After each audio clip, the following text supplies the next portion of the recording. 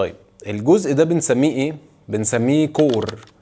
معنى كور ايه؟ الكور ده هي العضلات المحيطة بمنتصف جسمك، او العضلات اللي بتفصل او بتربط ما بين جزء الجسم العلوي وجزء الجسم السفلي. فانت دايما لو البوستشر بتاعك مش مظبوط وبتتعب من المشي، بتتعب من اي حركة بتعملها عادية جدا، ظهرك بيوجعك من تحت، يبقى في مشكلة في الكور. فمعنى ان ظهرك بيوجعك مش شرط يكون في مشكلة في ظهرك، انت ممكن يكون في مشكلة في عضلات بطنك، ممكن يكون في مشكلة في جنابك، ممكن يكون في مشكلة في عضلات الجلوتس، فانت مش قادر تشيل العمود الفقري بتاعك كويس، فعضلات ظهرك هي اللي عمالة تشيل الوزن كله.